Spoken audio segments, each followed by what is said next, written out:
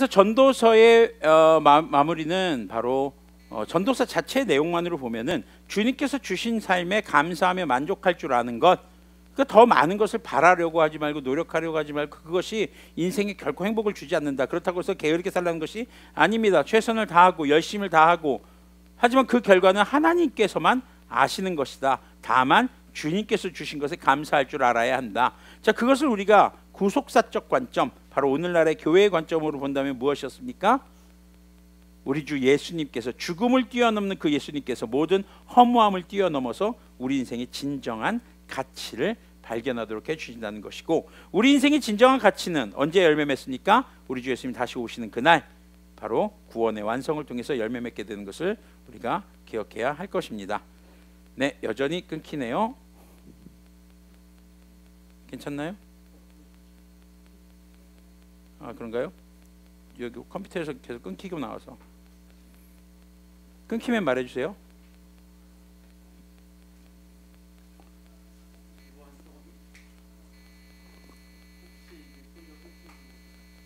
아, 네. 아, 괜찮아요. 네, 사모님이 체크하고 있어요. 자, 그리고 오늘 이제 역대상으로 들어갑니다. 자, 역대상의 기록은 누가 기록했을까요? 저자가 뭐 정확하진 않습니다. 역대상. 네? 잠시만요. 제가 틀렸나요? 역대하였나요? 오, 주님. 제가 역대상으로 잘못 알았군요.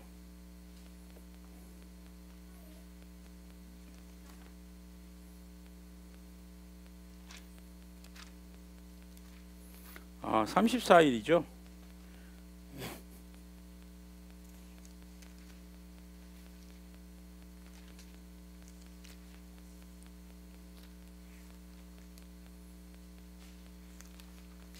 자, 네, 역대하군요. 죄송합니다. 역대하 말씀으로 들어가도록 하겠습니다. 자, 역대하의 말씀을 보면은요, 이제 솔로몬의 남은 이야기가 뒤이어서 등장을 합니다. 자, 솔로몬의 40년 통치 기간을 우리가 이제 1장부터 9장까지의 내용으로 이제 보게 됩니다. 자, 솔로몬의 40년 통치를 보면요, 1장은요 솔로몬의 초기 정치, 하나님께서 허락하셔서 솔로몬의 그런 창대한 정치, 굉장히 이제 영광스럽고 부요하고 아주 진짜 예루살렘의 이스라엘의 가장 전성기가 펼쳐지는 그런 정치가 이루어지죠. 그리고 2장에서 7장까지의 내용은 솔로몬 시대의 창대함의 그런 원인이 바로 하나님의 성전을 완공하는 것에 있다는 것을 다루고 있습니다. 그래서 하나님의 성전 완공하는 것에 대해서 비교적 자세한 이야기들이 등장이 됩니다. 자, 그리고 8장에서 9장은 솔로몬의 지혜가 얼마나 출중한지 이제 많은 나라에서 조공을 바쳐오는 그런 내용들, 그리고 그 목록들을 소개하는 내용으로 이어지게 되죠. 자, 대표적으로 스바 여왕의 이야기가 나타나게 됩니다. 스바 여왕이라는 게 바로 에티오피아 여왕을 얘기한다고 보시면 되겠습니다. 네, 성경 본문을 잠시 수정하고, 네. 자, 오늘 본문은 다시 한번 말씀드리면 역대하입니다. 죄송합니다. 제가 역대하 1장부터 9장까지의 내용을 보도록 하겠습니다. 자, 지금 역대기에서는요, 북이스라엘 이 왕의 19명의 왕들의 이야기가 사실상 없습니다. 왜 그럴까요? 역대기에는요, 남유다 중심의 역사예요.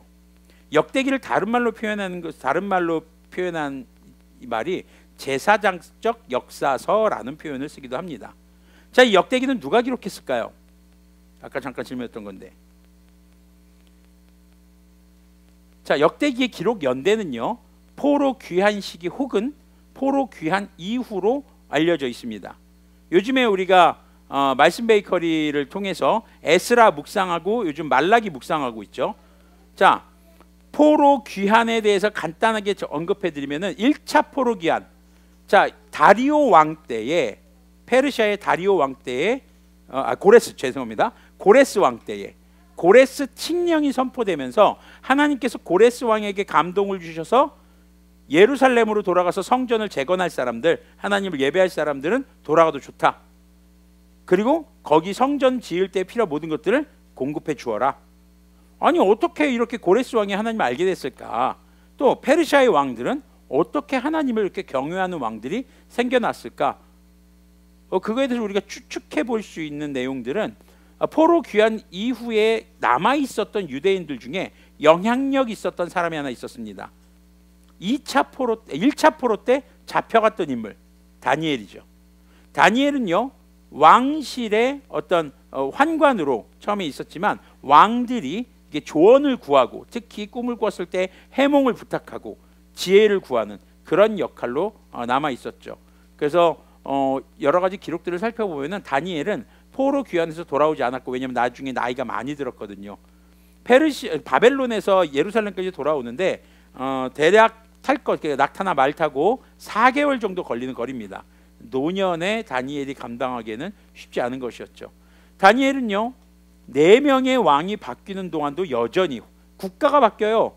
바벨론에서 페르시아로 바뀌는 과정에서도 여전히 왕들의 신임을 얻고 왕들에게 조언하는 인물이었고, 어떤 상황에서든지 주님을 예배하는 인물이었죠. 아마 그 다니엘을 통해서 고레스 왕에게도 그렇고 그 이후의 왕들에게도 그 남아있는 페르시아의 왕국의 바벨론에 남아있는 신실한 유대인들을 통해서 하나님이 증거되지 않았을까라는 추측을 해보기도 합니다.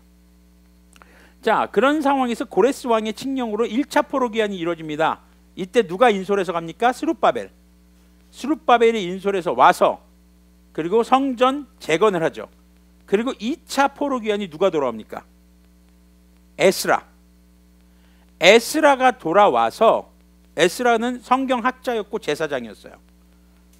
그래서 이스라엘의 역사를 제사장적 역사로 기록하는 겁니다. 자, 그러면은 이거 역사 왜곡 아닌가요? 남유다 왕들의 범죄 기록 안 해요. 다윗도 범죄했죠, 솔로몬도 범죄했죠, 이런 얘기들 기록하지 않습니다. 이거 역사 왜곡 아닌가요? 아니에요. 역사 왜곡이라기보다는 이 당시 포로 귀환하는 사람들에게 뭔가 좀 힘이 날 수 있게 도와주는 역사의 기록이 필요했던 거죠. 그래서 다른 역사책에 이미 신명기적 역사서라고 불리는 열왕기 상하, 그 다른 역사책에는 왕들의 범죄에 대한 기록들이 있습니다. 그럼 포로에서 돌아오는 사람들에게 좀 더 부각시키고 강조하고 우리가 왜 돌아가는지를 알려주기 위해서 어떻게 보면 역대기를 기록했다고 볼 수 있는 것이죠. 자, 역대기에서 그래서 가장 중요한 흐름, 맥락은 바로 무엇이냐? 다윗 언약이라는 것입니다. 다윗 언약은 뭘까요? 다윗 왕조는 영원할 것이다 라는 하나님의 언약이었고, 그 영원한 다윗 왕조의 언약은 누구를 통해서 성취됩니까? 예수님이 다윗 가문의 후손으로 오시죠. 그래서 예수님이 죽음에서 부활하심으로써 영원한, 죽지 않는 영원한 왕으로, 마지막 다윗 가문의 왕으로 지금도 살아계시는 거죠. 그것이 바로 다윗 언약의 성취로 이루어지는 것이죠. 그래서 그들이 다윗의 후손들, 다윗 왕조가 영원할 것이라는 이 언약이 굉장히 중요했던 겁니다. 그래서 다윗 언약의 첫 번째가 누구였던 거예요? 솔로몬이요. 다윗의 바로 그 다음 아들이니까요. 그 다음 차기 왕이니까요. 자, 그래서 그런 역사가, 이 역대기가 기록되었던 시점을 우리가 좀 살펴보아야 합니다. 그런 죄들을 기록하지 않은 것, 그래서 그들에게 희망적인 메시지를 주고 또 성전 재건을 하는 것, 그것이 하나님의 뜻이라는 것을 강조하고, 그리고 선대 왕들이 어떻게 하나님을 잘 섬겼었는가, 그 모습을 좀 더 강조해서 썼다라고 볼 수 있겠죠. 특히 이제 9장 마지막에서는요, 이런 글의 출처가 선지자 나단의 글, 선지자 나단은 다윗 시대의 왕실 예언자였죠. 그리고 아이야의 예언서, 또 이또의 묵시책에 기록되어 있다라고 기록합니다. 그러니까 그 책에서 출처를 밝히고 있고, 그 많은 책들 왕들의 역사 속에서 무엇만 추린 거예요? 왕들이 하나님 앞에 어떻게 예배했었나. 특히 오늘 보는 1장에서 9장까지의 내용은 성전 중심. 지금 이 사람들이 에스라 시대 때 뭐 하고 있어요? 성전 재건이 멈춰 있다가 다시 시작되는 거예요. 1차 포로 귀환에서 성전 털을 닫고 시작하다가 당시 주변에 있는 나쁜 사람들이 이제 페르시아 관리들한테 뇌물 써가지고 이 사람들이 지금 반역을 꾀하고 있습니다라고 거짓 상소문을 올려서 공사를 중단하게 만들죠. 그리고 에스라 시대 때 다시 재개되기 시작합니다. 근데 돌아와 보니까 어때요? 엉망이에요. 뭐가요? 1차 포로로 돌아왔던 사람들이 그곳에서 이방 여인들과 결혼을 하고 자녀도 낳고, 그것도 제사장들까지. 그래서 에스라가 그것을 보고 옷을 찢고 슬퍼하면서 엉엉 울면서 성전에 들어가서 주님 앞에 회개하는 기도를 하죠. 그리고 그 소리를 듣고 백성들도 함께 회개하고 자녀들을 돌려보냅니다. 자, 그럼 생각해 보세요. 지금 이방 여인들과 결혼하고 자녀를 낳았어요. 근데요, 하나님이 기뻐하시지 않는다는 이유만으로 그들을 돌려보내야 되는 거예요. 그건 하나님 믿는 입장에서 볼 때는 아주 지금 회개 방법이죠. 그런데 상대방 입장에서는 어떨까요? 하루아침에 내 딸이 과부가 됐어요. 이혼녀가 됐어요. 손자가 어떻게 된 거예요?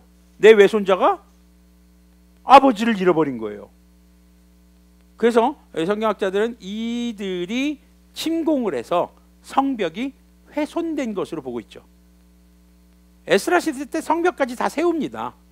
그래서 성벽이 무너진 거예요. 성벽이 무너지면 무슨 문제가 생길까요? 외부의 침략으로부터 노출이 되죠. 그래서 3차 포로 귀환으로 누가 돌아오는 걸까요? 느헤미야가 돌아와서 그 왕에게 또 신임받는 인물이었어요.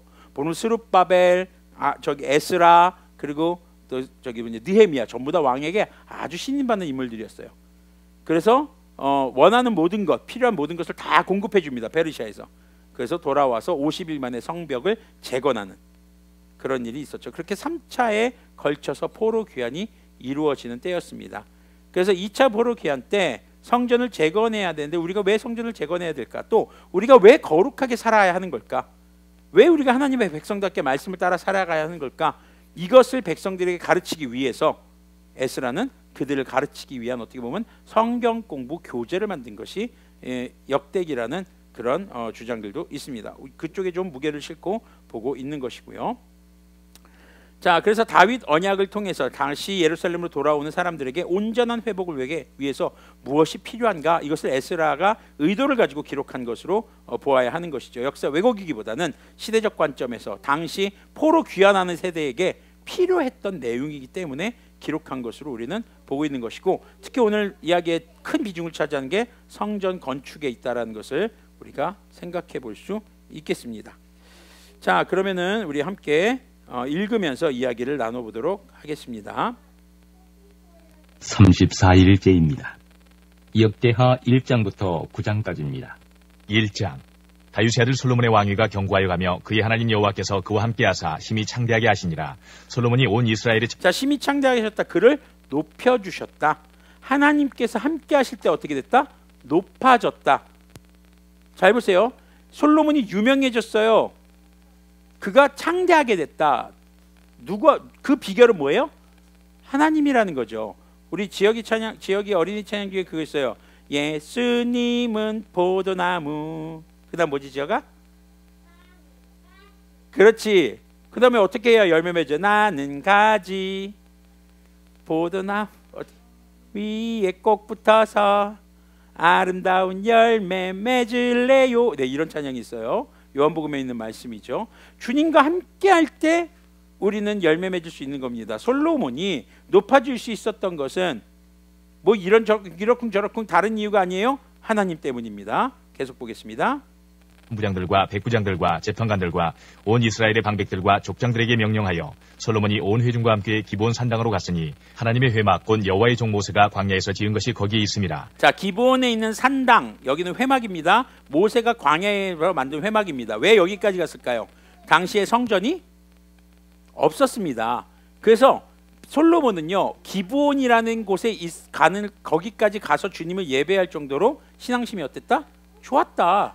예배자의 모습을 가지고 있었다. 이것을 강조하고 있는 거예요. 계속 보겠습니다. 그러니까 좀 멀어요, 기브온이. 거기에 가서도 제사를 한다, 이런 거죠.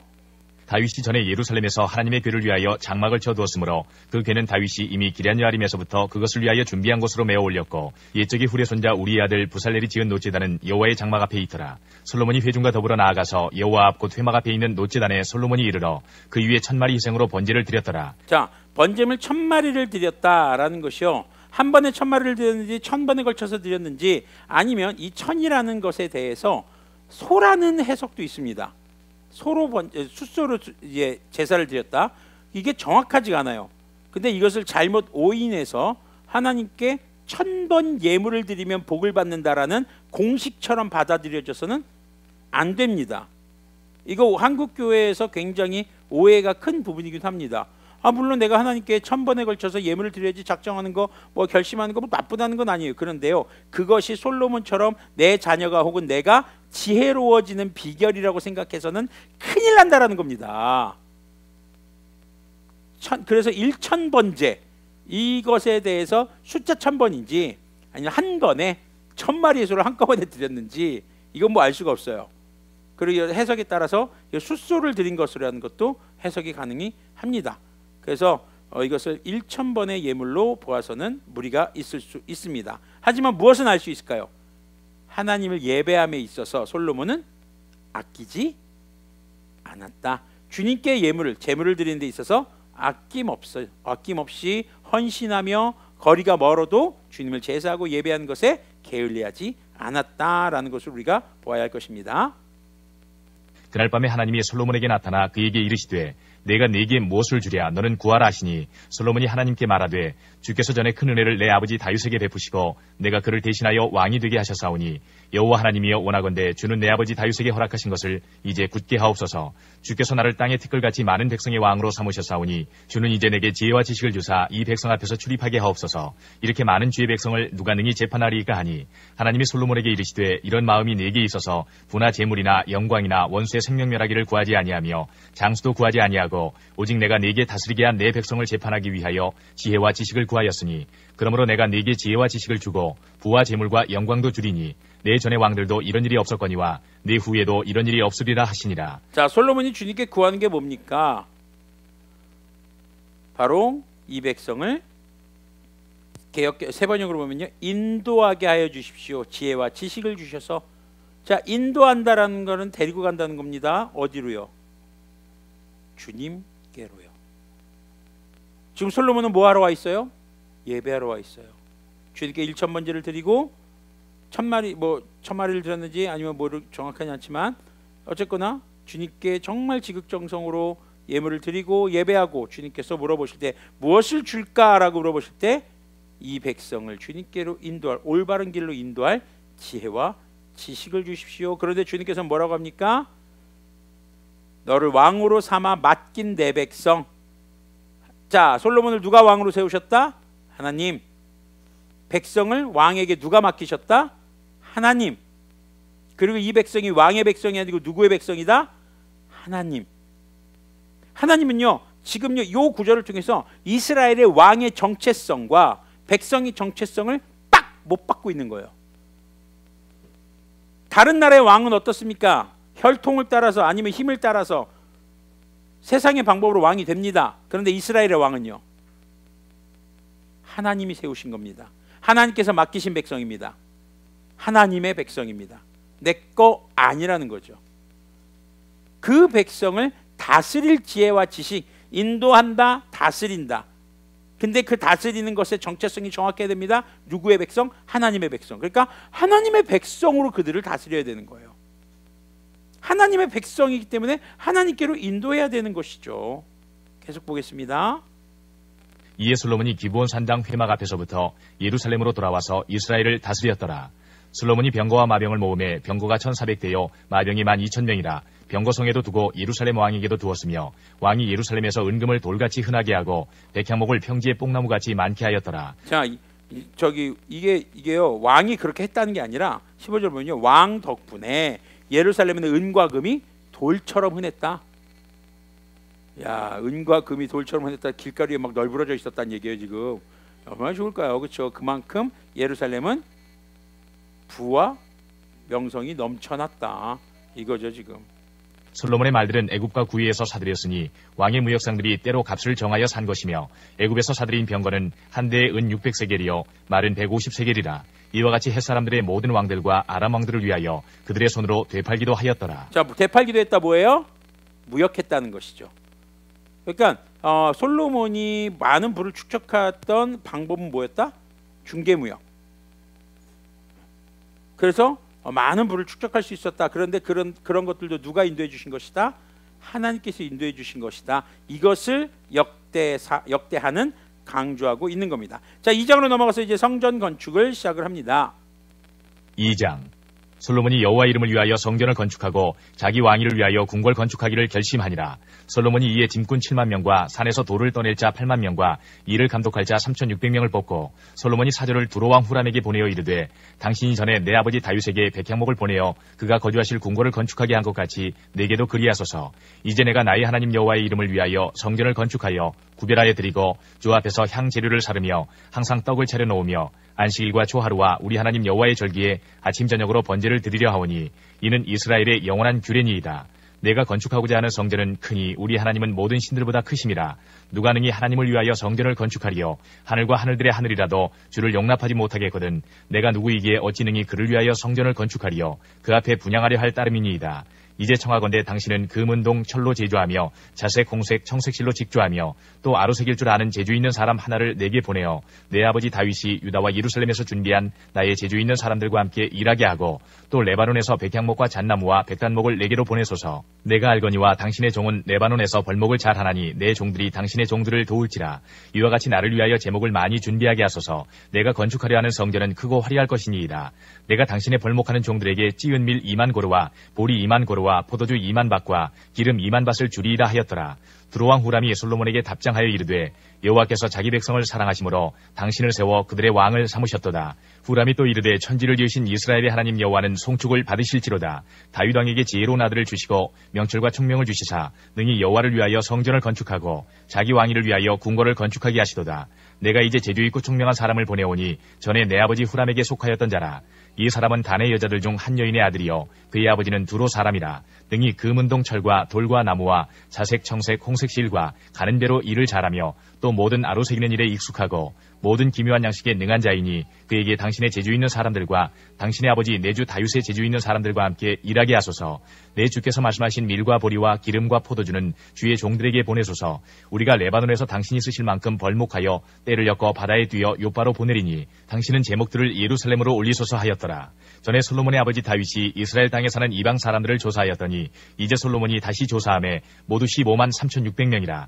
그 중에서 7만 명은 짐꾼이 되게 하였고 8만 명은 산에서 벌목하게 하였고 3,600명은 감독으로 삼아 백성들에게 일을 시키게 하였더라. 굉장한 규모의 성전 건축이 들어갑니다. 자, 이때 후람이라고 그 개역개적은 나오고요. 세 번역은 히람이라고 번역이 됩니다. 히람 왕, 다윗 왕 때부터 이제 친분을 쌓아왔던 두로라는 지역의 왕입니다. 두로라는 지역의 특징은요, 백향목이 나는 지역이었어요. 건축의 최고의 나무 재료였죠. 자, 그것을 또 베는 기술과 운반하는 기술이 굉장히 뛰어났던 것을 우리는 본문을 통해서 알 수 있습니다. 그리고 이제 기술자를 보내달라.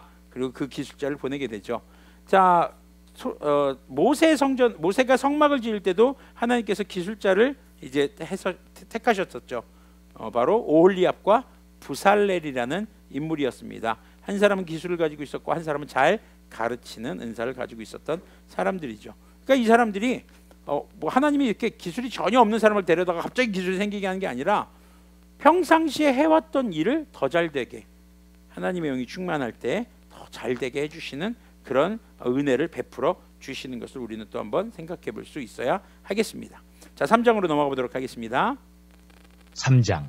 솔로몬이 예루살렘 모리아산에 여호와의 전 건축하기를 시작하니 그곳은 전에 여호와께서 그의 아버지 다윗에게 나타나신 곳이요 여부스 사람 오르난의 타작마당에 다윗이 정한 곳이라. 솔로몬이 왕위에 오른 지 넷째 해 둘째 달 둘째 날 건축을 시작하였더라.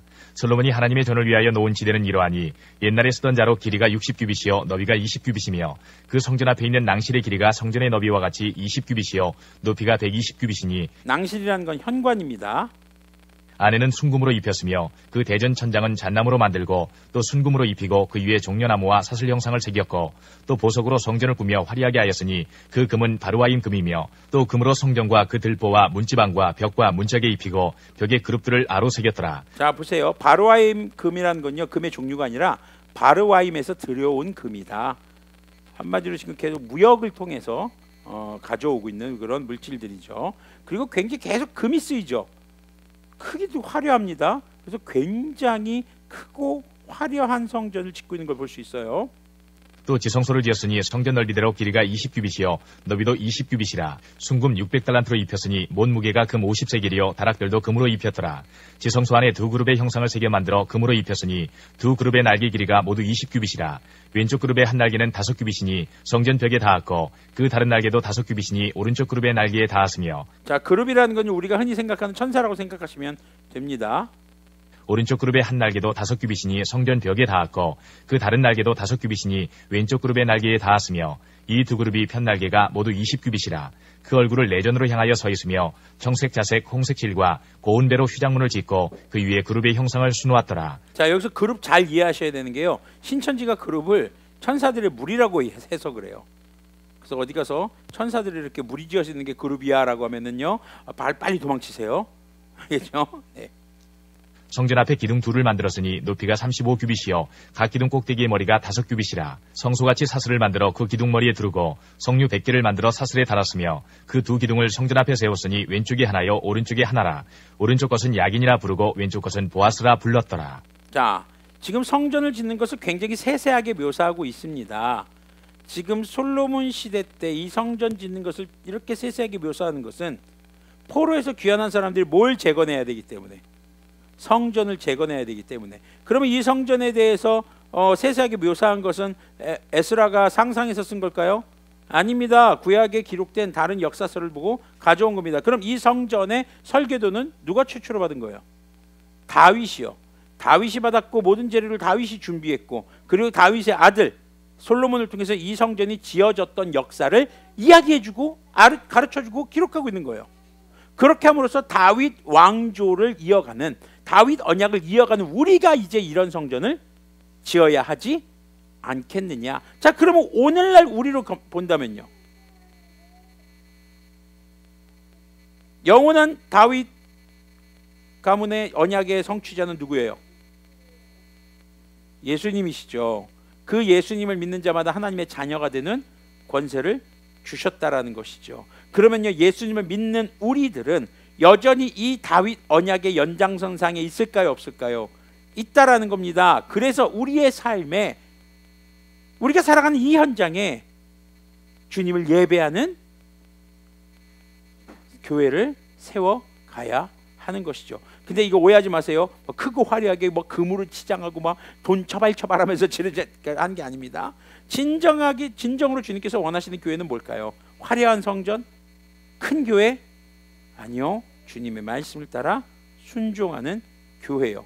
이 성전의 설계도는 누가 주셨어요? 하나님께서 다윗에게 주셨고, 다윗이 솔로몬에게 주셨고, 솔로몬이 완공한 이 성전의 기록들을 보고 에스라가 다시 한번 가르쳐주면서 우리 성전 이렇게 지어야 됩니다.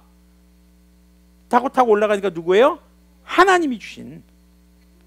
그래서 우리의 삶의 예배를, 우리의 거룩한 삶을 누구의 말씀을 따라서, 하나님의 말씀을 따라서 살아가야 하는 것을 에스라는 포로 귀환하는 사람들에게 강조하고 있는 그런 내용으로 우리가 볼 수 있겠습니다. 자, 4장 보도록 하겠습니다. 4장. 솔로몬이 또 노스로 제단을 만들었으니 길이가 20규빗이요 너비가 20규빗이요 높이가 10규빗이며 또 노스를 부어 바다를 만들었으니 지름이 10규빗이요 그 모양이 둥글며 그 높이는 5규빗이요 주위는 30규빗 길이의 줄을 두를 만하며 그 가장자리 아래에는 돌아가며 소 형상이 있는데 각 규빗에 소가 10마리씩 있어서 바다 주위에 둘렸으니 그 소는 바다를 부어 만들 때에 두 줄로 부어 만들었으며 그 바다라는 건요, 물을 받는 큰 그릇이에요. 물통이라고 생각하시면 돼요.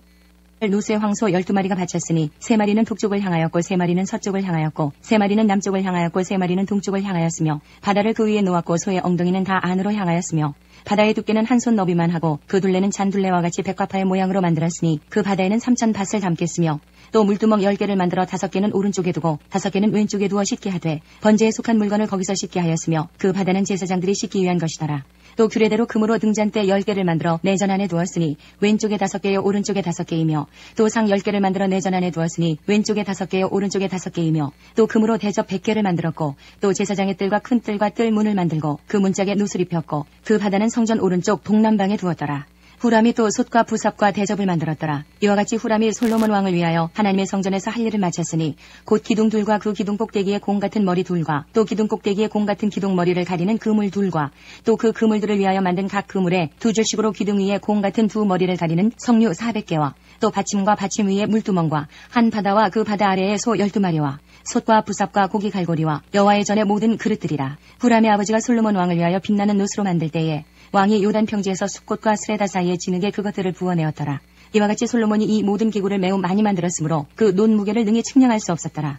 솔로몬이 또 하나님의 전에 모든 기구를 만들었으니 곧 금제단과 진설병 상들과 지성소 앞에서 규례대로 불을 켤 순금 등잔대와 그 등잔이며 또 순수한 금으로 만든 꽃과 등잔과 부젓가락이며 또 순금으로 만든 불집게와 주발과 숟가락과 불 옮기는 그릇이며 또 성전문 곧 지성소의 문과 내전의 문을 금으로 입혔더라. 자 보세요. 만들 때 한두 개 만들지 않았어요. 몇 개를 만들었는지 알 수 없을 정도로 많이 만들었다는 기록들이 있죠. 왜 그렇게 만들었을까요? 뭐 이렇게 많이 만들어요? 왜 성전 기물들이 이렇게 많이 만들었을까요? 유사시에 혹여나 그 그릇들이 깨지거나 손상을 입었을 때에도 예배가 지체되지 않고 바로 교체해서 제사와 예배가 이어질 수 있도록 하는 것이었죠. 우리는요, 주님을 예배하는 데 있어서 우리의 시간과 우리의 물질과 우리의 체력, 우리의 에너지를 이중삼중으로 예비해 놓고 있어야 할 필요가 있다라는 그런 적용으로도 우리가 생각해 볼 수 있을 것입니다. 자, 그 다음 이제 넘어가 보면요, 5장으로 가겠습니다. 장.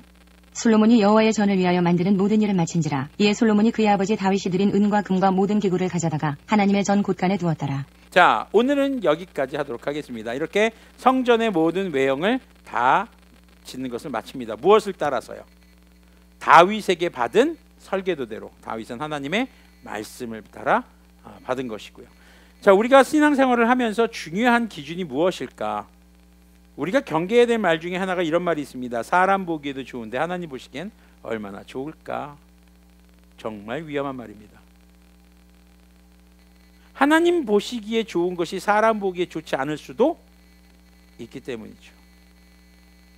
우리는요, 신앙생활을 우리 기준으로 해서는 안 될 것입니다. 하나님께서 보시기에 좋은 기준, 그것이 우리 신앙생활의 기준이 되어야 하는 것을 여러분들이 꼭 잊지 않으셨으면 좋겠습니다. 그래서 여러분들의 삶이, 우리 성도님들의 이 모임이 사실 장소가 여기 지하냐 아니면 어디 그 꼭대기냐 이것이 중요하지 않습니다. 물론 예배로 구별된 장소가 있어야 합니다. 또 그 장소를 화려하게 치장할 필요는 없지만 잘 관리해야 될 필요도 있어요. 우리가 그 예배의 장소 처소를 위해서 헌신해야 될 필요도 분명히 있습니다. 그런데 예배의 중심은 하나님과 함께하는 것. 하나님은 누구와 함께 하실까요? 죄인과 함께 하실까요?